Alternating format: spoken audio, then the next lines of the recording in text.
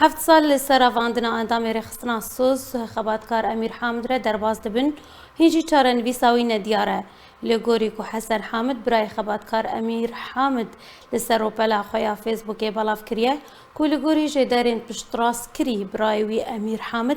لزیندانا چرکین یا پیاده لباجار قامشلویه